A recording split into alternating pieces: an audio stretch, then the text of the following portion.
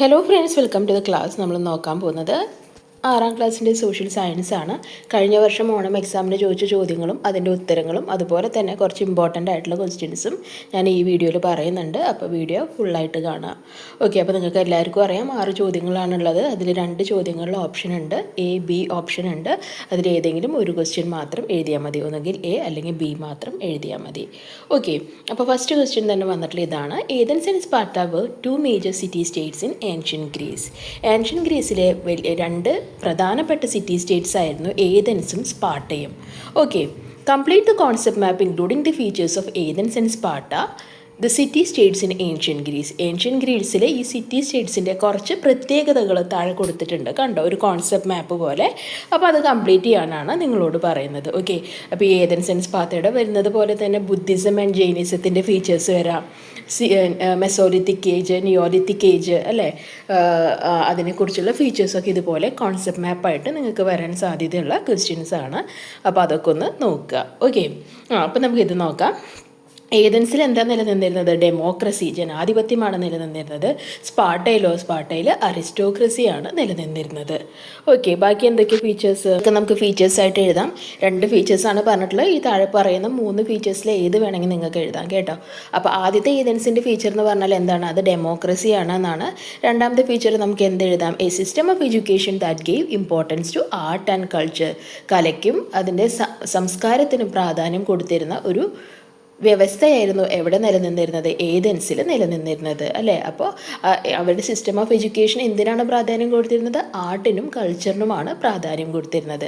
രണ്ടാമത്തത് എന്താ? 2 years of compulsory military service for boys. അവിടെയുള്ള ആൺകുട്ടികൾ നിർബന്ധിതമായും 2 വർഷം മിലിറ്ററി സേവനം അനുഷ്ഠിക്കണമെന്ന് ഏതൻസിൽ നിലനിന്നിരുന്നു. A strong navy and military. അപ്പോൾ രണ്ടാമത്തെ പോയിന്റായിട്ട് കണക്ട് ചെയ്ത് പഠിക്കുക. രണ്ടാമത്തെ പോയിന്റിൽ എന്താ പറയുന്നത്? അവർ 2 വർഷമെങ്കിലും മിലിറ്ററി സേവനം അനുഷ്ഠിക്കണം എന്ന് പറയുന്നുണ്ട്. മൂന്നാമത്തെ പോയിന്റ് എന്താണ്? അവർക്ക് ശക്തമായൊരു മിലിറ്ററിയും ആർമിയും ഉണ്ടായിരുന്നു, നേവിയും ഉണ്ടായിരുന്നു എന്നാണ് പറയുന്നത്. ഇനി സ്പാർട്ടയുടെ ഫീച്ചറിൽ എന്താണ്? സ്പാർട്ട അരിസ്റ്റോക്രസിയാണ് അവിടെ റൂളിംഗ് എന്ന് പറഞ്ഞു, അരിസ്റ്റോക്രാറ്റിക് റൂളിംഗ് ആണെന്ന് നമ്മൾ പറഞ്ഞു. പിന്നെന്താണ്? Sparta emphasized traditional values and military train. The education existed in Sparta emphasize traditional values and military training. സ്പാർട്ടയിലുള്ള എഡ്യൂക്കേഷൻ, വിദ്യാഭ്യാസ രീതി എങ്ങനെയായിരുന്നു? അത് ട്രഡീഷണൽ വാല്യൂസ്, അവിടെ നിന്നിരുന്ന അവരുടെ വാല്യൂസിനും അതുപോലെ തന്നെ മിലിറ്ററിക്കും ഇമ്പോർട്ടൻസ് കൊടുക്കുന്ന രീതിയിലായിരുന്നു അവിടെ എഡ്യൂക്കേഷൻ വന്നിരുന്നത്. പിന്നെ എന്താണ്? ബോയ്സ് എന്താണ്? Required to serve in military for 23 years. എത്ര വർഷം മിലിറ്ററിയിൽ സെർവ് ചെയ്യണം? അവിടുത്തെ ആൺകുട്ടികളെ 23 വർഷമാണ് സെർവ് ചെയ്യേണ്ടത്. ഓക്കെ, അപ്പോൾ നമ്മൾ ഏതൻസ് സ്പാർട്ട ഒന്നും കൂടി പറയാം. ഏതൻസ് ഡെമോക്രസിയാണ്, സ്പാർട്ടയിൽ അരിസ്റ്റോക്രസിയാണ്. ഏതൻസിലെ എഡ്യൂക്കേഷനിൽ പ്രാധാന്യം കൊടുത്തിരുന്നത് ആർട്ടിനും കൾച്ചറിനുമാണ്. സ്പാർട്ടയിൽ എഡ്യൂക്കേഷന് പ്രാധാന്യം കൊടുത്തിരുന്നത് ട്രഡീഷണൽ വാല്യൂസിനും അതുപോലെ തന്നെ മിലിറ്ററി ട്രെയിനിങ്ങിനുമാണ് പ്രാധാന്യം കൊടുത്തിരുന്നത്. മൂന്നാമത്തത് എന്താ പറയുന്നത്? ഏതൻസിലെ ആൺകുട്ടികൾ 2 വർഷം നിർബന്ധിതമായിട്ടും മിലിറ്ററിയിൽ ഉണ്ടാവണമെന്ന് അവിടെ കമ്പൾസറി ആയിരുന്നു. ഇതിലോ സ്പാർട്ടയിലോ 24 വർഷമാണ് അവർ മിലിറ്ററിയിൽ സെർവ് ചെയ്യേണ്ടിയിരുന്നത്. അപ്പോൾ അങ്ങനെ 23 വർഷമാണ് അവർ മിലിറ്ററിയിൽ സെർവ് ചെയ്യേണ്ടിയിരുന്നത്. അപ്പോൾ അതങ്ങനെ എന്താ പറയുക, കമ്പയർ ചെയ്ത് പഠിക്കുക. ഓക്കെ, അപ്പോൾ അതാണ് പോയിൻറ്റ്സ് വരുന്നത്. പിന്നെ എന്താണ്? Choose correct statement related to ancient Greece from the options. ഇവിടെ താഴെ കുറച്ച് എന്താണ് സ്റ്റേറ്റ്മെൻറ്റ്സ് കൊടുത്തിട്ടുണ്ട്. അതിൽ കറക്റ്റ് സ്റ്റേറ്റ്മെൻറ്റാണ് നിങ്ങളോട് എടുത്തെഴുതാൻ പറയുന്നത്. Olympics started here. ഗ്രീസിലാണോ ഒളിമ്പിക്സ് തുടങ്ങിയത്? അതെ, അപ്പോൾ അത് ശരിയാണ്. Administrative convenience it was divided into several satrapies. ആണോ? അല്ല, അത് ഗ്രീസിലല്ല. Zoroastrian philosophy was originated. ആണോ? അല്ല. It was the birth place of western civilization. ആണ് അല്ലേ. അപ്പോൾ ഗ്രീസിൻ്റെ, ഏൻഷ്യൻ ഗ്രീസിൻ്റെ 2 കറക്റ്റ് സ്റ്റേറ്റ്മെൻറ്റ് ഏതൊക്കെയാണ്? ഒളിമ്പിക്സ് തുടങ്ങിയത് ഗ്രീസിലാണ്. Birth place of western civilization, പാശ്ചാത്യ സമ്പ്രദായമൊക്കെ തുടങ്ങിയത് എവിടെയാണ്? ഗ്രീസിലാണ്. ഓക്കെ, ഇനി രണ്ടാമത്തെ ചോദ്യം നമുക്ക് നോക്കാം. Early humans evolve millions of years ago. പല കോടി വർഷങ്ങൾക്ക് മുമ്പാണ് ഹ്യൂമൻസിൻ്റെ ഇവല്യൂഷൻ നടന്നത്. The various stages of human എവല്യൂഷനും അതിൻ്റെ ക്യാരക്ടറിസ്റ്റിക്സും കൊടുത്തിട്ടുണ്ട്. കറക്റ്റായിട്ട് ജോയിൻ ചെയ്യാനാണ് പറയുന്നത്. ഓക്കെ, അപ്പോൾ ഹോമിനിഡ്സ് എന്ന് പറഞ്ഞാൽ എന്താ? നിഡ് അല്ലേ? ഹോമിനിഡ് എന്ന് പറഞ്ഞാൽ 2 കാലിൽ നടക്കുന്നവരാണ്. വാക്ക്ഡ് ഓൺ 2 legs ആണ് ഹോമിനിഡ്സ് വരുന്നത്. അപ്പോൾ 1D മാച്ചിങ് വരുന്നത് ഏതാ? കണ്ടോ, ബി ആണ് ആൻസർ.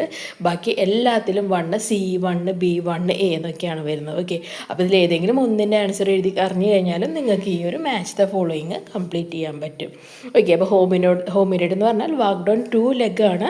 ഹോമിനോയിഡ് എന്ന് പറഞ്ഞാലോ വാക്ക്ഡ് ഓൺ 4 leg, 4 കാലിൽ നടക്കുന്നവരാണ്. കണ്ടോ, ഹോമിനോയിഡ് എന്ന് പറഞ്ഞാൽ ഹോമിനിഡിനേക്കാളും കുറച്ചുകൂടി എന്താ പറയുക, വലിപ്പം കൂടുതലാണ് അല്ലേ ആ ഒരു വേർഡിന്. അപ്പോൾ അങ്ങനെ നോക്കി വയ്ക്കുക. ഹോമിനിഡ് എന്ന് പറഞ്ഞാൽ 2, ഹോമിനോയിഡ് എന്ന് പറഞ്ഞാലോ 4 കാലിൽ നടക്കുന്നവരാണ്. ഹോമോ ഇറക്റ്റായിട്ട് നിൽക്കുന്നവർ, അങ്ങനെ നോക്കുക. ഹോമോ ഇറക്റ്റസ് എന്ന് പറഞ്ഞാൽ ആരാണ്? ഹോമോ ഇറക്റ്റസ് എന്ന് പറഞ്ഞാൽ അപ്രൈറ്റ് ഹ്യൂമൻസ് ആണ്. ഹോമോ ഹാബിലിസ് എന്ന് പറഞ്ഞാൽ ടൂൾ മേക്കേഴ്സ് ആണ് homo habilis. Okay, stages of ഇവല്യൂഷനും അതിൻ്റെ ഫീച്ചേഴ്സും ഇമ്പോർട്ടൻ്റ് ആണ്. ഇങ്ങനെ അല്ലെങ്കിൽ നിങ്ങൾക്ക് ടേബിളായിട്ട് ചോദിക്കാവുന്ന ഒരു ക്വസ്റ്റ്യൻ ആണ്. ഓക്കെ, അപ്പോൾ അത് പഠിക്കാം. What were the developments in human life when they moved from Mesolithic to Neolithic period? Right a note on it. എഴുതാം. നിയോലിത്തിക് ഏജ് എന്ന് പറഞ്ഞാൽ ഏറ്റവും നൂതനമായ, നിയോ എന്ന് പറഞ്ഞാൽ തന്നെ ന്യൂ എന്നാണ് അർത്ഥം കേട്ടോ, പുതിയത് എന്നാണ് അർത്ഥം. അപ്പോൾ കൂടുതൽ റിഫൈൻഡ് ആയിട്ടുള്ള നല്ല ടൂൾസ്, പോളിഷ്ഡ് ആയിട്ടുള്ള ടൂൾസ്, സ്റ്റോൺ ടൂൾസ് അവർ ഉപയോഗിച്ച് തുടങ്ങിയത് എവിടെയാണ്? നിയോലിത്തിക് ഏജിലാണ്. Used more refined and polished stone tools. പിന്നെയോ അഗ്രികൾച്ചർ തുടങ്ങിയത്, അവിടെ കൃഷി തുടങ്ങിയത് ഈ ഒരു ഏജിലാണ്. മൂന്നാമത് എന്താ പറയുന്നത്? Invented wheel and started making pottery.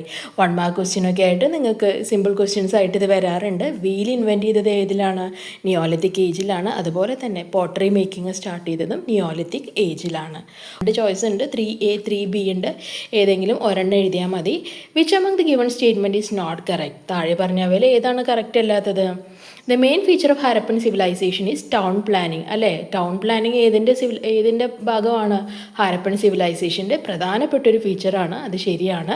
Writing system of the Mesopotamians is known as sacred writing. മെസപ്പൊട്ടാമിയക്കാരുടെ ആണോ സീക്രഡ് റൈറ്റിംഗ്? അല്ല, മെസപ്പൊട്ടാമിയക്കാരുടെ ക്യൂണിഫോം ആണ്. സീക്രഡ് റൈറ്റിംഗ് ആരുടെയാണ്? അത് ഈജിപ്ഷ്യൻസിൻ്റെ ആണ് അല്ലേ? ഹൈറോഗ്ലിഫിക്സിനെയാണ് നമ്മൾ സീക്രഡ് റൈറ്റിംഗ് എന്ന് പറയുന്നത്. അപ്പോൾ തെറ്റാണ്. Chinese civilization originated along the bank of river Hwang Ho. ശരിയാണോ? അതെ, ചൈനീസ് സിവിലൈസേഷൻ തുടങ്ങിയത് ഹ്വാൻഹു നദിയുടെ തീരത്താണ്. Egyptian kings were known as pharaohs അല്ലേ? ഫറോവകൾ എന്ന് പറഞ്ഞിരുന്നത് ഈജിപ്തിലെ രാജാക്കന്മാരെയാണ്. ഓക്കെ, ഇനി examine the features of given civilization and arrange them in the table correctly. Okay, അപ്പോൾ ഈജിപ്ഷ്യൻ സിവിലൈസേഷൻ കൊടുത്തിട്ടുണ്ട്, അതേ ടേബിളിൽ. അപ്പോൾ ഈജിപ്ഷ്യൻ സിവിലൈസേഷനിൽ ഏതൊക്കെയാണ് വരുന്നത്? സിറ്റി ഓഫ് കൈറോ വരുന്നുണ്ട്. പിന്നെയോ ദി ഗിഫ്റ്റ് ഓഫ് നൈൽ വരുന്നുണ്ട്. പിരമിഡ്സ് കണ്ടോ, പിരമിഡ്സ് ഈജിപ്ഷ്യൻ സിവിലൈസേഷൻ്റെ ഒരു പ്രത്യേകതയാണ്. പിരമിഡ്സും ഏതിലാണ് വരുന്നത്? ഈജിപ്ഷ്യൻ സിവിലൈസേഷനിലാണ് വരിക. മെസപ്പൊട്ടാമിയൻ സിവിലൈസേഷൻ എന്ന് പറഞ്ഞാൽ ദ റീജിയൻ ബിറ്റ്വീൻ റിവേഴ്സ് ആണ്. ലുനാർ കലണ്ടർ കൊണ്ടുവന്നത് ആരാണ്? മെസപ്പൊട്ടാമിയൻസ് ആണ്. അതുപോലെ സിറ്റി ഓഫ് ലഗാഷും മെസപ്പൊട്ടാമിയൻ സിവിലൈസേഷൻ്റെ ഭാഗമാണ്. ഓക്കെ, ഇനി ഇവിടെ 2 ക്വസ്റ്റ്യൻ കൊടുത്തിട്ടുണ്ട്. Observe the picture. ഏത് സിവിലൈസേഷനിലാണ് ക്യൂണിഫോം സ്ക്രിപ്റ്റ് വന്നത്? നമ്മൾ നേരത്തെ പറഞ്ഞു, തൊട്ട് മുമ്പത്തെ ക്വസ്റ്റ്യനിൽ പറഞ്ഞു. ക്യൂണിഫോം സ്ക്രിപ്റ്റ് എന്ന് പറഞ്ഞാൽ മെസപ്പൊട്ടാമിയൻ സിവിലൈസേഷൻ്റെ ഭാഗമാണ്. ക്യൂണിഫോം സ്ക്രിപ്റ്റ് എന്ന് പറഞ്ഞാൽ ഹൈറോഗ്ലിഫിക് സ്ക്രിപ്റ്റ് എന്ന് പറഞ്ഞാലോ അത് ഏൻഷ്യൻറ്റ് ഈജിപ്ഷ്യൻ സിവിലൈസേഷൻ്റെ ഭാഗമാണ്.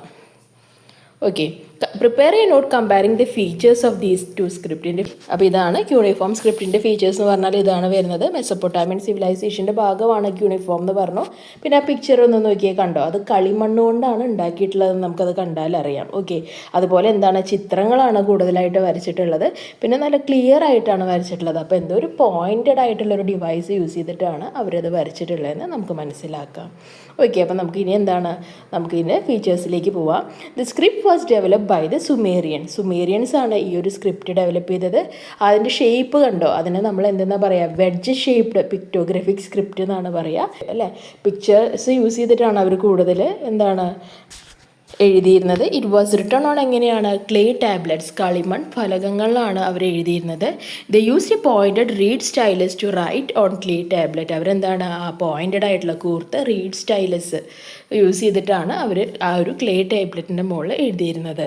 കൂർത്ത മുനയുള്ള ഈറത്തണ്ടുകളിലെയാണ് എന്തെന്ന് പറയുന്നത്, റീഡ് സ്റ്റൈലസ് എന്ന് പറയുന്നത്. ഓക്കെ, അപ്പോൾ കൂർത്ത മുനയുള്ള റീഡ് സ്റ്റൈലസ് യൂസ് ചെയ്തിട്ടാണ് അവർ യൂണിഫോം സ്ക്രിപ്റ്റ് എഴുതിയിരുന്നത്. അപ്പോൾ ഏതൊക്കെ പോയിൻ്റാണ് നമ്മൾ പറഞ്ഞത്? മെസ്സപ്പൊട്ടാമിയക്കാരുടെയാണ്, മെസ്സപ്പൊട്ടാമിയൻ സിവിലൈസേഷൻ്റെ ഭാഗമാണ് uniform script.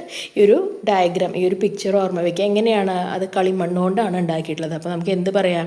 It was written on clay tablet. പിന്നെ എന്താണ്? അതിൻ്റെ മുകളിൽ മുഴുവൻ പിക്ചേഴ്സാണ്. അപ്പോൾ എന്താണ്? പിക്ടോഗ്രഫിക് സ്ക്രിപ്റ്റ് ആണെന്ന് നമുക്ക് പറയാം. പിന്നെ എങ്ങനെ എഴുതിയിട്ടുള്ളത്? കൂർത്ത മുനയുള്ളൊരു ഇതുകൊണ്ടാണ് എഴുതിയിട്ടുള്ളത്. അതെന്താണ്? ആ പോയിൻ്റഡ് റീഡ് സ്റ്റൈലസ് കൊണ്ടാണ് അവർ ആ ഒരു ക്ലേ ടാബ്ലറ്റിൻ്റെ മുകളിൽ എഴുതിയിരുന്നത്. പിന്നെ എന്താണ്? അത് ഡെവലപ്പ് ചെയ്തത് ആരാണ്? സുമേറിയൻസ് ആണ്.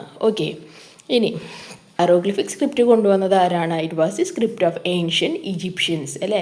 പുരാതന ഈജിപ്ഷ്യൻസ് ആണ് ഹൈറോഗ്ലിഫിക് സ്ക്രിപ്റ്റ് കൊണ്ടുവന്നത്. ആ ഒരു പിക്ചർ നോക്കിക്കഴിഞ്ഞാൽ അറിയാം നിങ്ങൾക്ക് എന്താണ്, അതിൻ്റെ പിക്ചേഴ്സും ഉണ്ട്, അതുപോലെ എന്തുണ്ട്, ചില സൈൻസോ സിമ്പിൾസോ ഒക്കെ ഉണ്ട്. അപ്പോൾ the script was A combination of pictures and letters. കേട്ടോ, നേരത്തതിൽ യൂണിഫോമിൽ നമ്മൾ എന്താ പറഞ്ഞത്? പിക്ചേഴ്സ് മാത്രമാണ്. ഇതിൽ പിക്ചേഴ്സും ഉണ്ട്, എന്തും ഉണ്ട്, ലെറ്റേഴ്സും ഉണ്ട് എന്നാണ് പറയുന്നത്. പിന്നെ ഹൈറോഗ്ലിഫിക് സ്ക്രിപ്റ്റിനെ നമ്മൾ എന്താ പറയുന്നത്? സീക്രട്ട് റൈറ്റിംഗ്, അതായത് പാവനമായ എഴുത്ത് എന്നാണ് ഹൈറോഗ്ലിഫിക് സ്ക്രിപ്റ്റിനെ നമ്മൾ പറയുന്നത്.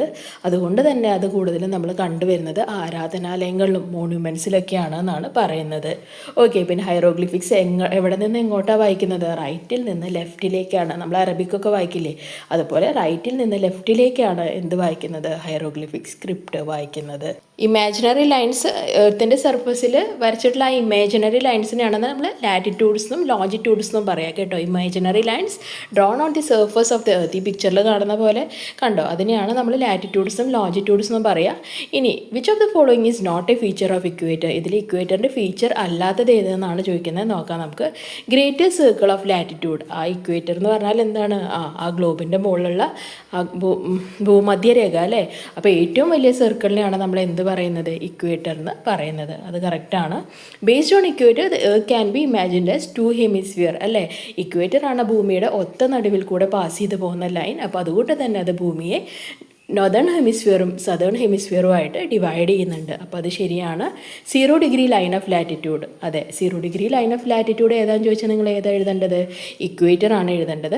കണക്ട് ദ പോൾസ് ആണോ? നോർത്ത് പോളും സൗത്ത് പോളും കണക്ട് ചെയ്യുന്നത് ഇക്വേറ്റർ ആണോ? അല്ല, ഭൂമിയുടെ മധ്യത്തിൽ കൂടെയാണ്, അല്ലേ? ഒരു ബോളിൻ്റെ നടുവിൽ കൂടെ ഒരു എന്താ പറയുക, ഒരു ലൈൻ പാസ് ചെയ്യുന്നുണ്ടെങ്കിൽ അതിനെയാണ് ഇക്വേറ്റർ എന്ന് പറയുക. അല്ലാണ്ട് അത് രണ്ടറ്റങ്ങൾ തന്നെ തമ്മിൽ കൂട്ടിമുട്ടിക്കുന്നുണ്ടോ? ഇല്ല.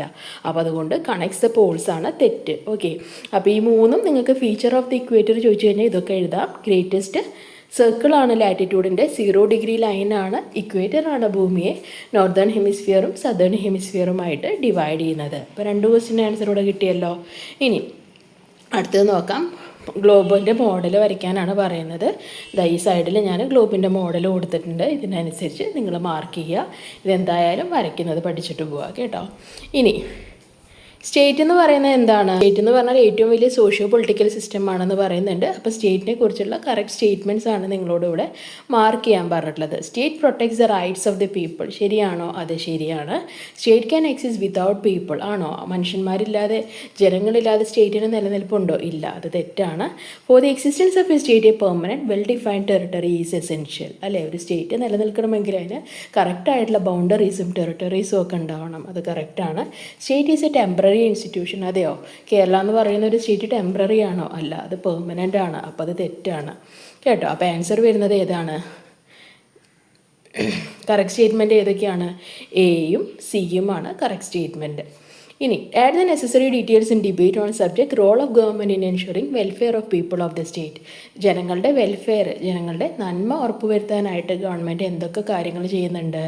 Government ensures welfare of people of the state. ആൾക്കാരൊക്കെ സുഖമായിട്ടല്ലേ ജീവിക്കുന്നതെന്ന് ഗവൺമെൻറ് ഉറപ്പ് വരുത്തുന്നുണ്ട്. അതുപോലെ തന്നെ എന്താണ്? കുട്ടികൾക്ക് ഫ്രീ ആയിട്ടുള്ള എഡ്യൂക്കേഷൻ കൊടുക്കുന്നുണ്ട്, അല്ലേ? ഫ്രീ ആയിട്ടുള്ള എഡ്യൂക്കേഷൻ പ്രൊവൈഡ് ചെയ്യുന്നുണ്ട്.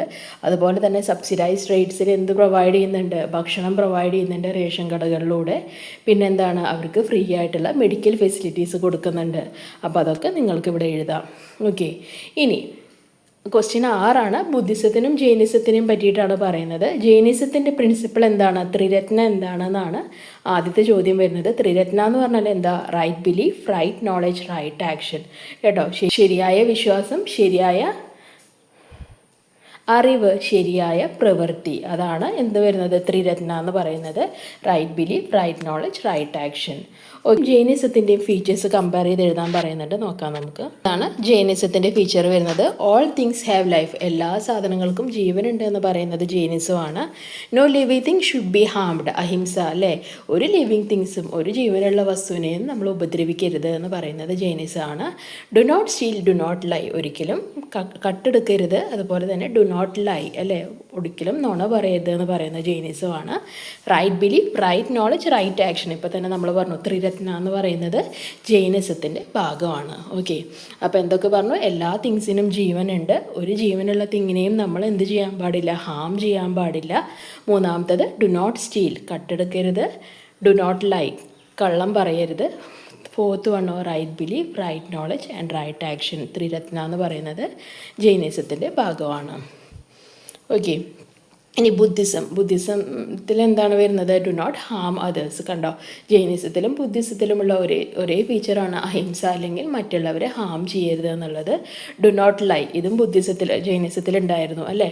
നുണ പറയരുത് എന്നുള്ളതും ജൈനിസത്തിലുണ്ടായിരുന്നു. ബി ഓണസ്റ്റ് അല്ലേ, ബി ഓണസ്റ്റ്, എപ്പോഴും ഓണസ്റ്റ് ആയിരിക്കുക, സത്യസന്ധരായിട്ടിരിക്കുക. ഡു നോട്ട് കോവറ്റ് അതേഴ്സ് വെൽത്ത്, മറ്റുള്ളവരുടെ വെൽത്ത് കണ്ട് അല്ലേ, അവരുടെ ധനമോ എന്തെങ്കിലും കണ്ട് നമ്മളത് മോഹിക്കരുത് എന്നാണ് പറയുന്നത്. ഓക്കെ, അപ്പോൾ രണ്ടിലും കോമൺ ആയിട്ട് വരുന്നത് ഏതാ, ഡു നോട്ട് ഹാം അതേഴ്സ്. കണ്ടോ, ഫസ്റ്റ് ഫീച്ചറാണ് അതിൻ്റെ, അല്ല ജൈനിസത്തിൻ്റെ സെക്കൻഡ് ഫീച്ചറാണ്, ബുദ്ധിസത്തിൻ്റെ ഫസ്റ്റ് ഫീച്ചറാണ്. അപ്പോൾ അത് പഠിച്ചു വയ്ക്കുക. ഡു നോട്ട് ഹാം അതേഴ്സ് രണ്ടിലും ഉണ്ട്. ഡു നോട്ട് ലൈ അല്ലേ, ഡു നോട്ട് ലൈയും രണ്ടിലും ഉണ്ട്. ഓക്കെ, അപ്പോൾ അത് രണ്ടായാൽ തന്നെ എത്ര ഫീച്ചറായി, 2 ഫീച്ചറായി. നിങ്ങൾക്ക് ബുദ്ധിസത്തിലും ജൈനിസത്തിലും ഇതേ ഫീച്ചേഴ്സ് എഴുതാം കേട്ടോ. Magadha emerge as a prominent power among the 16 Mahajanapada. 16 മഹാജനപദകളിലെ ഏറ്റവും വലിയൊരു പവറായിട്ട് മഗധ മാറി.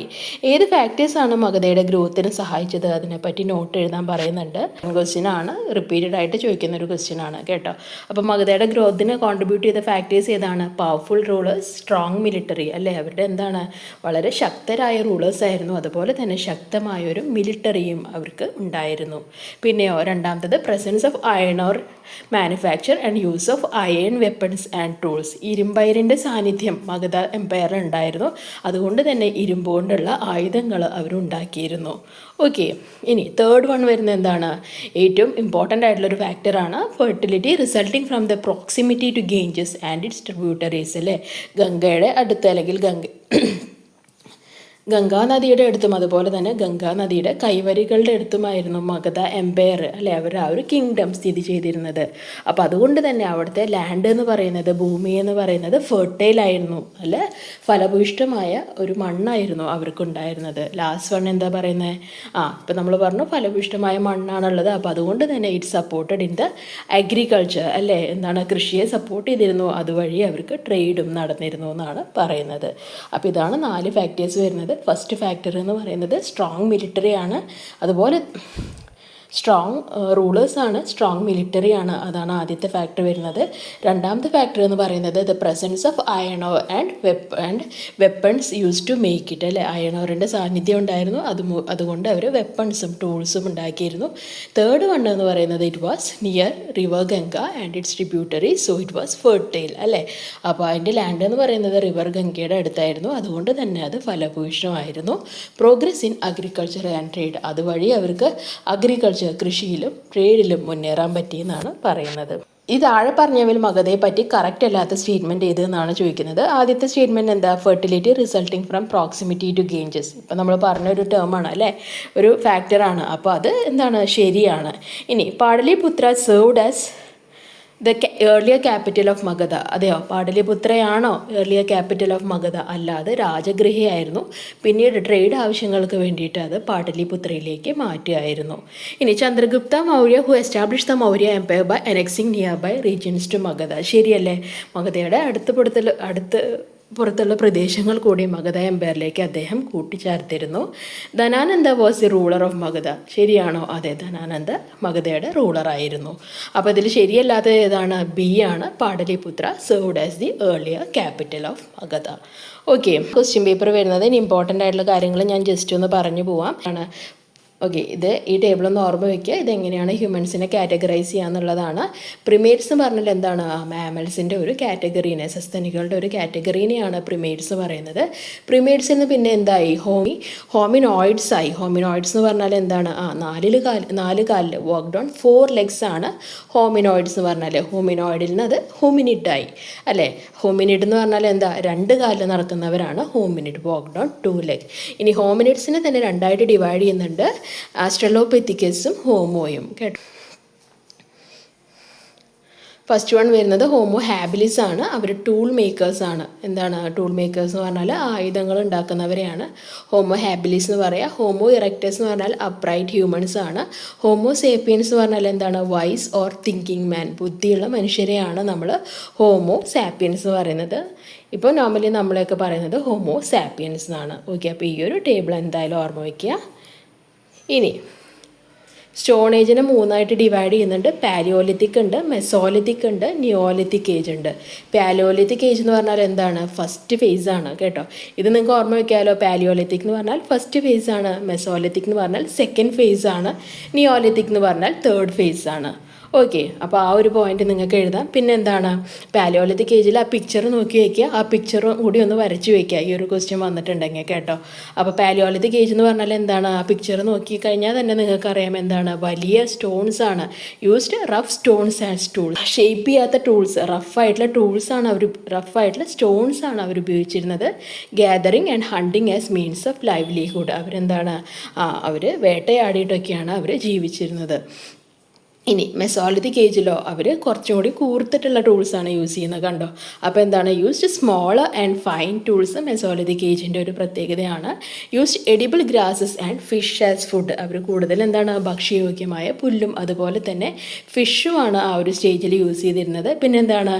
അവരുടെ ഡ്രസ്സിങ്ങിനെ പറ്റി പറയുന്നുണ്ട്. ആനിമൽ സ്കിന്ന്, മൃഗങ്ങളുടെ തൊലിയും അതുപോലെ തന്നെ ബാക്ക് ഓഫ് ട്രീസ്, മരങ്ങളുടെ തൊലിയും ഒക്കെ ആയിട്ടാണ് അവർ, ലീവ്സും ഒക്കെയാണ് അവർ ഡ്രസ്സായിട്ട് ഉപയോഗിച്ചിരുന്നത്. ഓക്കെ, ഇനി നിയോലിത്തിക് ഏജ് നമ്മൾ ഓൾറെഡി നേരത്തെ പറഞ്ഞു, തേർഡ് ഫേസ് ആണെന്ന് നിങ്ങൾക്ക് എഴുതാം. പിന്നെ എന്താണ്? കൂടുതലും ഷാർപ്പൻഡ് ആയിട്ടുള്ള ടൂൾസൊക്കെയാണ് അവർ യൂസ് ചെയ്തിരുന്നത്. അഗ്രികൾച്ചർ തുടങ്ങിയത് നിയോലിത്തിക് ഏജിലാണ്. ലാസ്റ്റ് വൺ എന്താ പറയുന്നത്? പോട്ടറി മേക്കിങ്ങും വീലും യൂസ് ചെയ്യുന്നത് സ്റ്റാർട്ട് ചെയ്തത് നിയോലിത്തിക് ഏജിലാണ്. ഓക്കെ, അപ്പോൾ ഇതൊന്ന് നോക്കി വയ്ക്കുക. ഇനി ഈ ഒരു ക്വസ്റ്റ്യൻ ചിലപ്പോൾ ചോദിക്കാറുണ്ട്. ഇത് ഭിംബേത്കയാണ്, മധ്യപ്രദേശിലുള്ള ഭിംബേത്കയാണ് ഗുഹ. Important rock shelter in India which was inhabited by stone age humans. Okay, Bhimbetka ചോദിക്കാറുണ്ട്. സെറ്റിൽ ലൈഫ്, ഒരു സ്ഥലത്ത് താമസം തുടങ്ങിയപ്പോൾ എന്തൊക്കെ മാറ്റങ്ങളാണ് ഹ്യൂമൻസിൽ വന്നത്? സെറ്റിൽ ലൈഫ് എന്ന് പറഞ്ഞാൽ തന്നെ എന്താണ്? അവർ നദീതടങ്ങളിലൊക്കെയാണ് അവിടെ തന്നെ താമസിച്ച്, അലയാതെ അവിടെ തന്നെ താമസിച്ച് ജീവിച്ചു തുടങ്ങി. അപ്പോൾ ഫസ്റ്റ് വൺ എന്താ വരിക? ഡ്വെല്ലിങ്സ് ബിഗാൻ ടു ബിൽഡ് അല്ലേ. അവർക്ക് ജീവിക്കാനായിട്ടുള്ള ഡ്വെല്ലിങ്സ്, ചെറിയ കുടിലുകൾ പോലെയൊക്കെ അവരുണ്ടാക്കി തുടങ്ങി. പിന്നെന്താണ്? People began to interact more with each other അല്ലേ. ഒരു സ്ഥലത്ത് ഒരു കൂട്ടം ആൾക്കാർ ജീവിച്ച് തുടങ്ങുമ്പോൾ അവർ തമ്മിൽ ഇൻറ്ററാക്ഷനും അല്ലേ, അവർ തമ്മിൽ കമ്മ്യൂണിക്കേഷനും സംസാരങ്ങളൊക്കെ ഉണ്ടാവും. അപ്പോൾ അതുകൊണ്ട് തന്നെ അവർ തമ്മിലുള്ള ആ ഒരു ബന്ധം രൂപപ്പെട്ടു. അതെന്തിന് വഴിയൊരുക്കുന്ന പറയുന്നത്? Mark the beginning of organised social life. എല്ലാവരും കൂടി ഒത്തൊരുമിച്ച് ജീവിക്കുന്ന ഒരു ഘടനയ്ക്ക് തുടക്കം വന്നത് ഈ ഒരു സ്റ്റേജിലാണ്. പിന്നെന്താണ്? Settlements gradually developed into villages and urban centres. കൂടുതൽ ആൾക്കാർ ഇതുപോലെ അവരുടെ കൂടെ ഒരുമിച്ച് വന്ന് ജീവിച്ച് തുടങ്ങി. അപ്പോൾ അതുകൊണ്ട് തന്നെ അത് എന്തിലേക്ക് മാറി? ചെറിയ വില്ലേജ്, ഗ്രാമങ്ങളായിട്ടും സിറ്റികളായിട്ടും ഒക്കെ അത്, സിറ്റീസായിട്ടും ഒക്കെ അത് രൂപാന്തരപ്പെട്ടു. ഈ ബ്രോൺസ് ഏജ് സിവിലൈസേഷൻ ഏതൊക്കെയാതൊന്ന് നോക്കി വയ്ക്കുക. ഹരപ്പൻ ഉണ്ട്, മെസ്സപ്പൊട്ടാമിയൻ ഉണ്ട്, ഈജിപ്ഷ്യൻ ഉണ്ട്, ചൈനീസ് ഉണ്ട്. ഓക്കെ, ബ്രോൺസ് ഏജ് സിവിലൈസേഷൻ ഏതൊക്കെയാണെന്ന് ചോദിച്ചാൽ എഴുതുക. ഹരപ്പൻ ഉണ്ട്, മെസ്സപ്പൊട്ടാമിയൻ ഉണ്ട്, ഈജിപ്ഷ്യൻ ഉണ്ട്, ചൈനീസ് ഉണ്ട്. ഇത് നമ്മൾ പറഞ്ഞു. പലതരം സ്ക്രിപ്റ്റിൻ്റെ കാര്യമൊക്കെ നമ്മൾ പറഞ്ഞു. ഓക്കെ, ഇനി ഇത് ചിലപ്പോൾ ചോദിക്കാം. മെസ്സപ്പൊട്ടാമിയൻസിൻ്റെ കോൺട്രിബ്യൂഷൻ എന്തൊക്കെയായിരുന്നു സയൻസിലും മാത്സിലും? അതൊന്ന് നോക്കി വയ്ക്കുക. ലൂണാർ കലണ്ടർ കൊണ്ടുവന്നത് മെസ്സപ്പൊട്ടാമിയൻസ് ആണ്. സോളാർ എക്ലിപ്സും, സൂര്യഗ്രഹണവും ചന്ദ്രഗ്രഹണവും ലൂണാർ എക്ലിപ്സും ഒക്കെ കാൽക്കുലേറ്റ് ചെയ്തത് മെസ്സപ്പൊട്ടാമിയൻസ് ആണ്. അതുപോലെ തന്നെ ഡിവിഷനും മൾട്ടിപ്ലിക്കേഷനും അല്ലേ, ഗുണനവും ഹരണവും ഒക്കെ കൊണ്ടുവന്നത് ആരാണ്? മെസ്സപ്പൊട്ടാമിയൻസ് ആണ്. കോഡ് ഓഫ് ഹമ്മുറാബി തുടങ്ങിയത് ആരാണ്? കോഡ് ഓഫ് ഹമ്മുറാബി റിവൈസ് ചെയ്തത് മെസ്സപ്പൊട്ടാമിയൻസ് ആണ്. പിന്നെ ലോസ് കോഡിഫൈ ചെയ്തത് ഫസ്റ്റ് ടൈം ഏത് റൂളിങ്ങിലാണ്? മെസ്സപ്പൊട്ടാമിയൻ റൂളിങ്ങിലാണ്. സിഗുറാറ്റ്സ് എന്ന് പറഞ്ഞാൽ എന്താണ്? മെസ്സപ്പൊട്ടാമിയൻസിൻ്റെ പ്ലേസ് ഓഫ് വർഷിപ്പ്, അവരുടെ ആരാധന സ്ഥലങ്ങളാണ് സിഗുറാറ്റ്സ് ആയിട്ട് രൂപപ്പെട്ടത്. ഹരപ്പൻ സിവിലൈസേഷനും അതിൻ്റെ ഫീച്ചേഴ്സും ചോദിക്കാറുണ്ട്. ഹരപ്പ എന്ന് പറഞ്ഞാൽ അതാണ് ഏറ്റവും ആദ്യമായിട്ട് ഡിസ്കവർ ചെയ്ത സിറ്റി എന്ന് പറയുന്നത് ഹരപ്പയാണ്. അതുകൊണ്ട് തന്നെയാണ് അത് ഹരപ്പൻ സിവിലൈസേഷൻ എന്ന് അറിയപ്പെട്ടത്. ഓക്കെ, പിന്നെന്താണ്? അത് ഇൻഡസ് വാലിയിലാണ് ഇമേർജ് ചെയ്തത്. അതുകൊണ്ട് തന്നെ അതിനെ ഇൻഡസ് വാലി സിവിലൈസേഷൻ എന്നും നമ്മൾ വിളിക്കാറുണ്ട്. ഓക്കെ, അപ്പോൾ ഏതൊക്കെയാണ് ഫീച്ചേഴ്സ് വരുന്നത്? ഫസ്റ്റ് വൺ വരുന്നത് ടൗൺ പ്ലാനിംഗ് ആണ്. ഹരപ്പൻ സിവിലൈസേഷൻ്റെ ഇമ്പോർട്ടൻ്റ് ആയിട്ടുള്ളൊരു ഫീച്ചറാണ് ടൗൺ പ്ലാനിംഗ് എന്ന് പറഞ്ഞാൽ. ടൗൺ പ്ലാനിങ്ങിൽ എന്താണ്? They build houses on both sides of the street, അല്ലേ? ഒരു വഴിയുടെ അപ്പുറത്തും ഇപ്പുറത്തും വീടുകൾ. ഇപ്പോൾ ഒക്കെ നമ്മൾ കാണുന്നില്ലേ ഒരു റോഡിൻ്റെ അപ്പുറത്തും ഇപ്പുറത്തും വീടുകളുള്ളത്? അതുപോലെയുള്ളൊരു പ്ലാനിങ് വന്നത് ഹരപ്പൻ സിവിലൈസേഷൻ്റെ ഭാഗമായിട്ടാണ്. അവർ എന്തുകൊണ്ടാണ് വീടുകൾ നിർമ്മിച്ചിരുന്നത്? They use burn bricks to build homes. കേട്ടോ, കൺസ്ട്രക്ഷനൊക്കെ വേണ്ടിയിട്ട് അവരെന്താണ് ഇഷ്ടികകളാണ് യൂസ് ചെയ്തിരുന്നത്, ചുട്ടെടുത്തിരുന്ന കട്ടകളാണ് അവർ യൂസ് ചെയ്തിരുന്നത്. പിന്നെ എന്താണ്? ഡ്രെയിനേജ് സിസ്റ്റം ആദ്യമായിട്ട് നടപ്പിലാക്കിയത് ഹരപ്പൻ സിവിലൈസേഷൻ ആണ്. ഓക്കെ, വീട്ടിലുള്ള വേസ്റ്റ് വാട്ടറൊക്കെ ഡ്രെയിൻ ചെയ്യുന്നത് ഈ ഒരു ടൗൺ സിവിലൈസേഷൻ്റെ ഭാഗമാണ്. അപ്പോൾ ടൗൺ പ്ലാനിങ്ങിൽ മൂന്ന് കാര്യങ്ങൾ എഴുതാനുണ്ട്. ഒന്ന് പറയുന്നത് എന്താണ്? സ്ട്രീറ്റ്സിൻ്റെ ബോത്ത് സൈഡ്സിലും ഹൗസസ് വന്നത് ഹരപ്പൻ സിവിലൈസേഷൻ്റെ ഭാഗമായിട്ടാണ്. രണ്ടാമത്തെ വരുന്നത് എന്താണ്? ഹൗസസ് ഉണ്ടാക്കാൻ ദേ യൂസ്ഡ് ബേൺ ബ്രിക്സ്, അതാണ് ഒരു പോയിന്റ്. മൂന്നാമത്തെ വന്നത് ഡ്രെയിനേജ് സിസ്റ്റം. ഓക്കെ, ഇത് മൂന്നും എഴുതുക. നെക്സ്റ്റ് പറയുന്നത് എന്താണ്? ഗ്രേറ്റ് ബാത്ത് ഓഫ് മൊഹൻജൊദാരോ ആണ്. അപ്പോൾ മൊഹൻജൊദാരോ എന്ന് പറഞ്ഞാൽ ഹാരപ്പൻ സിവിലൈസേഷൻ ഉണ്ടായിരുന്ന മെയിൻ ആയിട്ടൊരു സിറ്റി ആയിരുന്നു. അവിടെ ഈ പിക്ചറിൽ കാണുന്നത് പോലെ വലിയൊരു കുളം, ഒരു ഗ്രേറ്റ് ബാത്ത് അവരുണ്ടാക്കി. അതിൻ്റെ പ്രത്യേകത എന്തായിരുന്നു? ഫ്രഷ് വാട്ടർ അതിൻ്റെ ഉള്ളിലേക്ക് കൊണ്ടുവരാനും ഡേർട്ടി വാട്ടർ അല്ലേ അതിൽ നിന്ന് പുറത്തേക്ക് പോകാനുമുള്ള ഒരു സ്ട്രക്ചർ ആ ഒരു ഗ്രേറ്റ് ബാത്തിന് ഉണ്ടായിരുന്നു എന്നാണ് പറയുന്നത്. Okay, arrangement four filling fresh water and draining outside waste water. Okay, പിന്നെന്താണ്? ഈ പിക്ചറിൽ നോക്കിക്കഴിഞ്ഞാൽ അറിയാം, രണ്ട് സൈഡിലും എന്താണ്? സ്റ്റെപ്പുകളുണ്ട് അല്ലേ? There were flights of steps on both sides to enter this tank and it had bathroom. ഈ ടാങ്കിലേക്ക് ഇറങ്ങാൻ വേണ്ടിയിട്ട് രണ്ട് സൈഡിലും സ്റ്റെപ്പുകൾ ഉണ്ടായിരുന്നു. അതുപോലെ തന്നെ അതിൻ്റെ ചുറ്റും ബാത്റൂമുകളും ഉണ്ടായിരുന്നു. Okay, and it had bathrooms, അതിന് ബാത്റൂംസും ഉണ്ടായിരുന്നു. ഇനി നെക്സ്റ്റ് പറയുന്നത് എന്താണ്? ഗ്രാനറി എന്ന് പറഞ്ഞാൽ എന്താ? ധാന്യപ്പുര അല്ലേ? അപ്പോൾ ഹരപ്പൻ സിവിലൈസേഷനിൽ അവരുടെ മെയിൻ ലൈവ്ലിഹുഡ്, ജീവനമാർഗം എന്ന് പറഞ്ഞാൽ അഗ്രികൾച്ചർ ആയിരുന്നു. അപ്പോൾ ഈ അഗ്രികൾച്ചർ പ്രൊഡ്യൂസൊക്കെ ഉണ്ടാക്കിയിട്ട് അവർ സംഭരിക്കാൻ വേണ്ടിയിട്ട്, സ്റ്റോർ ചെയ്യാൻ വേണ്ടിയിട്ടാണ് എന്ത് യൂസ് ചെയ്തിരുന്നത്? ഗ്രാനറികൾ യൂസ് ചെയ്തിരുന്നത്. Use to store and preserve grains. Okay, ഇനി നെക്സ്റ്റ് പറയുന്നത് എന്താണ്? ഹരപ്പൻ സിവിലൈസേഷനിൽ അവൾ ഹാൻഡിക്രാഫ്റ്റ്സ്, കരകൗശല വസ്തുക്കൾ ഉണ്ടാക്കിയിരുന്നു. താഴെ പറയുന്നതൊക്കെയാണ് ഹാൻഡിക്രാഫ്റ്റ്സിൽ വരുന്നത്. Toys, seals, jewellery, clay pot. കണ്ടോ? Bronze statue of a dancing girl. ഈ ഒരു ബ്രോൺസ് സ്റ്റാറ്റ്യൂട്ട് കൊടുത്തിട്ട് അത് ഏത് സിവിലൈസേഷൻ്റെ ഭാഗമാണെന്ന് ഇടയ്ക്ക് ക്വസ്റ്റ്യൻസ് വരാറുണ്ട്. അപ്പോൾ ബ്രോൺസ് സ്റ്റാറ്റ്യൂട്ട് ഏതിൻ്റെ ഭാഗമാണ്? അത് ഹരപ്പൻ സിവിലൈസേഷൻ്റെ ഭാഗമാണ്. കണ്ടോ? ഇതുപോലെ ചിലപ്പോൾ കംപ്ലീറ്റ് ചെയ്യാൻ പറയാം. അപ്പോൾ നിങ്ങൾക്ക് ഈ പോയിൻറ്റ്സ് ഒക്കെ വെച്ചിട്ട് അത് കംപ്ലീറ്റ് ചെയ്യാം കേട്ടോ. ഹരപ്പൻ സിവിലൈസേഷനിൽ ടോയ്സ് ഉണ്ടായിരുന്നു, സീൽസ് ഉണ്ടായിരുന്നു, ജ്വല്ലറി ഉണ്ടായിരുന്നു, ബ്രോൺസ് സ്റ്റാറ്റ്യൂ ഉണ്ടായിരുന്നു, പിന്നെന്താണ്? ക്ലേ പോട്ടും ഉണ്ടായിരുന്നു. ഇനി ഈ ഒരു ക്വസ്റ്റ്യൻ റിപ്പീറ്റഡ് ആയിട്ട് പല ക്വസ്റ്റ്യൻ പേപ്പറിലും ചോദിച്ചിട്ടുണ്ട്. ഇമ്പോർട്ടൻ്റ് ആണ്, നോക്കി വയ്ക്കുക. ഡിക്ലൈൻ, ഹരപ്പൻ സിവിലൈസേഷൻ ഇമ്പോർട്ടൻ്റ് ആണ്. ഹരപ്പൻ സിവിലൈസേഷൻ്റെ ഫീച്ചേഴ്സ് നിങ്ങൾ എന്തായാലും പഠിക്കണം. അതുപോലെ തന്നെ ഡിക്ലൈൻ ഓഫ് ഹരപ്പൻ സിവിലൈസേഷനും നിങ്ങൾ പഠിക്കണം കേട്ടോ. എന്തുകൊണ്ടാണ് ഹരപ്പൻ സിവിലൈസേഷൻ ഇല്ലാതായത്? ഫസ്റ്റ് ഫീച്ചർ എന്താ പറയുന്നത്? ക്ലൈമറ്റ് ചേഞ്ച്, കാലാവസ്ഥയിലുണ്ടായിരുന്ന മാറ്റങ്ങൾ വലിയൊരു കാരണമായി. സെക്കൻഡ് ഫീച്ചറോ എക്സസീവ് യൂസ് ഓഫ് ലാൻഡ്, ഭൂമിയെ എന്താണ് ഒരളവിന് അപ്പുറം അവർ ഉപയോഗിച്ചു. അതുകൊണ്ട് തന്നെ എന്താണ്? Excessive use of land Harappan സിവിലൈസേഷൻ്റെ ഡിക്ലൈൻ ഒരു ഫാക്ടറാണ്. ഡീഫോറസ്റ്റേഷൻ, വനനശീകരണം. ഫോർത്ത് വൺ എന്താണ്? ഫ്രീക്വൻറ്റ് ഫ്ലഡ്സ്, നിരന്തരമായി ഉണ്ടാകുന്ന പ്രളയങ്ങളൊക്കെ ഹരപ്പൻ സിവിലൈസേഷൻ ഇല്ലാതാക്കാൻ കാരണങ്ങളായി. അപ്പോൾ ഈ ചെറിയ എളുപ്പമാണ് പഠിക്കാൻ. ഇപ്പോൾ ക്ലൈമറ്റ് ചേഞ്ച് എന്ന് പറഞ്ഞാൽ കാലാവസ്ഥയിലുണ്ടാകുന്ന മാറ്റങ്ങളാണ്. അതിനെ റിലേറ്റ് ചെയ്തിട്ട് എന്ത് പറയാം? ഫ്രീക്വൻറ്റ് ഫ്ലഡ്സ്, എപ്പോഴും പ്രളയങ്ങൾ ഉണ്ടാവുന്നത് പറയാം. അതുപോലെ തന്നെ ഡീഫോറസ്റ്റേഷൻ അല്ലേ, മരങ്ങൾ വെട്ടി നശിപ്പിച്ചത്. പിന്നെന്താണ്? എക്സസീവ് യൂസ് ഓഫ് ലാൻഡ്, മരങ്ങൾ വെട്ടി നശിപ്പിച്ച് ആ ലാൻഡൊക്കെ ഭയങ്കരമായിട്ട് യൂസ് ചെയ്തിരുന്നു. അപ്പോൾ അതും എന്തിൻ്റെ ഒരു കാരണമാണ്? ഡിക്ലൈൻ ഓഫ് ഹരപ്പൻ സിവിലൈസേഷന് ഒരു കാരണമാണ്. അപ്പോൾ അങ്ങനെ ഈ പോയിന്റ്സ് നിങ്ങൾ കണക്ട് ചെയ്ത് പഠിക്കുക. അപ്പോൾ നിങ്ങൾക്ക് ഓർമ്മ നിൽക്കും കേട്ടോ. നെക്സ്റ്റ് ഗ്രീക്ക് ഫിലോസഫേഴ്സ് നമുക്ക് ചിലപ്പോൾ വരാറുണ്ട്. സോക്രട്ടീസും പ്ലേറ്റോവും അരിസ്റ്റോട്ടിലും ആണ് Greek philosophers. Knowledge is virtue എന്ന് പറയുന്നത് സോക്രട്ടീസ് ആണ്. ഓക്കെ, പിന്നെ നോളജ് ഈസ് വെർച്വു എന്ന് എംഫസൈസ് ചെയ്തത് സോക്രട്ടീസാണ്. പ്ലാറ്റോ എന്ന് പറഞ്ഞാൽ സോക്രട്ടീസിൻ്റെ ഡിസൈപ്പിൾ, ശിഷ്യനായിരുന്നു. അദ്ദേഹമാണ് അക്കാഡമി തുടങ്ങിയത്. അദ്ദേഹത്തിൻ്റെ ഇമ്പോർട്ടൻറ്റ് വർക്ക് ഏതാണ്, റൈറ്റിംഗ് ഏതാണ്, ദ റിപ്പബ്ലിക് എന്ന് പറഞ്ഞിട്ടുള്ളത് അദ്ദേഹത്തിൻ്റെ ഫേമസ് എഴുത്താണ്. പിന്നെ അരിസ്റ്റോട്ടിൽ എന്ന് പറഞ്ഞാൽ എന്താണ്, പ്ലാറ്റോയുടെ അക്കാഡമിയിലാണ് പഠിച്ചിരുന്നത്. അദ്ദേഹമാണ് എന്ത് കൊണ്ടുവന്നത്, ലൈസിയം എന്ന് പേരുള്ള ഒരു സ്റ്റഡി സെൻറ്റർ കൊണ്ടുവന്നത് അരിസ്റ്റോട്ടിലാണ്. അരിസ്റ്റോട്ടിൽ എഴുതിയ ബുക്ക് ഏതാണ്, പൊളിറ്റിക്സ് ആണ് കേട്ടോ. അപ്പോൾ ആ ബുക്സിൻ്റെ പേരൊന്ന് ഓർമ്മ വയ്ക്കുക. പൊളിറ്റിക്സ് എഴുതിയിട്ടുള്ളത് അരിസ്റ്റോട്ടിലാണ്. ദ റിപ്പബ്ലിക് എഴുതിയിട്ടുള്ളത് പ്ലാറ്റോ ആണ്. അതുപോലെ തന്നെ ലൈസിയം തുടങ്ങിയത് അരിസ്റ്റോട്ടിലാണ്. അക്കാഡമി തുടങ്ങിയത് പ്ലാറ്റോ ആണ്. ഇനി റോമൻ എംപയറിൻ്റെ ഫീച്ചേഴ്സ് ചോദിച്ചാൽ എന്താണ്, റോമൻ എംപയർ എന്ന് പറഞ്ഞാൽ ഭയങ്കര വാസ്റ്റ് ആയിരുന്നു, ഭയങ്കര വലുതായിരുന്നു. അതിൽ യൂറോപ്പ് ഉണ്ടായിരുന്നു, നോർത്ത് ആഫ്രിക്ക ഉണ്ട്, വെസ്റ്റേൺ ഏഷ്യ ഉണ്ട്. ഓക്കെ, ഇനി റോമൻ എംപറേഴ്സിനെ നമ്മൾ എന്താ വിളിച്ചിരുന്നത്, പ്രിൻസെപ്പ് എന്നാണ് വിളിച്ചിരുന്നത്. പ്രിൻസെപ്പ് എന്ന് പറഞ്ഞാൽ ഫസ്റ്റ് സിറ്റിസൺ, പ്രഥമ പൗരൻ എന്നാണ് അർത്ഥം. ഓക്കെ, റോമൻ എംപറേഴ്സിനെ നമ്മൾ വിളിച്ചിരുന്നത് പ്രിൻസെപ്പ് എന്നാണ്. അവരുടെ ആ ഒരു സിസ്റ്റം ഓഫ് ഗവേണൻസിന്, അവരുടെ ആ ഭരണരീതിയെ നമ്മൾ എന്താ വിളിച്ചിരുന്നത്, പ്രിൻസിപ്പേറ്റ് എന്നാണ് വിളിച്ചിരുന്നത്. ഓക്കെ, ആരാണ് പ്രിൻസിപ്പേറ്റ് കൊണ്ടുവന്നത്, അത് ഓഗസ്റ്റസ് ആണ് കൊണ്ടുവന്നത്. പിന്നെ എന്താണ്, അവർക്ക് റെഗുലർ വേജസിന് അല്ലെ, ശമ്പളത്തിന് വേണ്ടി വർക്ക് ചെയ്യുന്ന ഒരു ആർമി ഏത് എംപയറിലാണ് വന്നത്, റോമൻ എംപയറിലാണ് വന്നത്. ഓക്കെ, അപ്പോൾ പ്രിൻസിപ്പേറ്റ് ഒക്കെ ഏത് എംപയറുടെ ഭാഗമാണ്, അത് റോമൻ എംപയറുടെ ഭാഗമാണ്. വേജസ് മേടിച്ചിട്ട് ശമ്പളത്തിന് വേണ്ടി ആർമിയിൽ ചേരുന്ന ആ ഒരു സിസ്റ്റം ഒക്കെ ഇനി ഓർഗൻസ് ഓഫ് ഗവൺമെൻറ്, ഇതും ഇമ്പോർട്ടൻ്റ് ആണ്, ഇതും ചോദിക്കാറുണ്ട്.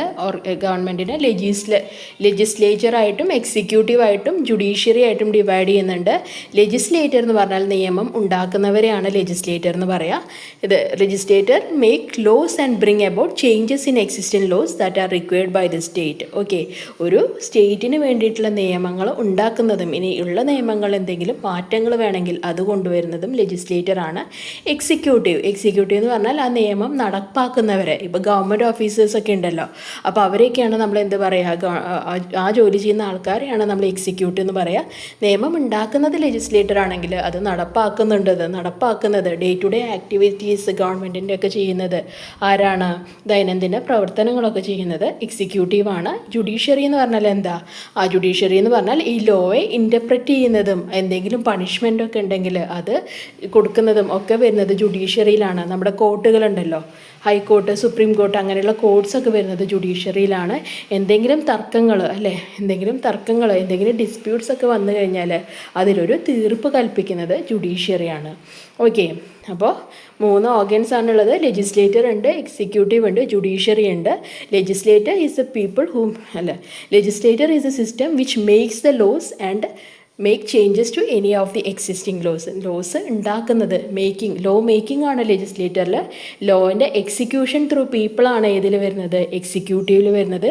ജുഡീഷ്യറി എന്ന് പറഞ്ഞാൽ എന്താ, interpreting laws and resolving disputes ആണ് ജുഡീഷ്യറിയിൽ വരുന്നത്. വളരെ ഇമ്പോർട്ടൻ്റ് ആണ്, ഈ ഒരു ഭാഗം എന്തായാലും പഠിക്കുക. ഓക്കെ, അപ്പോൾ ഇത്രയാണ് കുറച്ച് ഇമ്പോർട്ടൻറ്റ് ക്വസ്റ്റ്യൻസ് വരുന്നത്. ക്ലാസ് ഇഷ്ടപ്പെട്ടാൽ ലൈക്ക് ചെയ്യൂ, സബ്സ്ക്രൈബ് ചെയ്ത് തീർച്ചയായും നിങ്ങളുടെ ഫ്രണ്ട്സിനും കൂടി ഒന്ന് ഷെയർ ചെയ്ത് കൊടുക്കൂ. താങ്ക്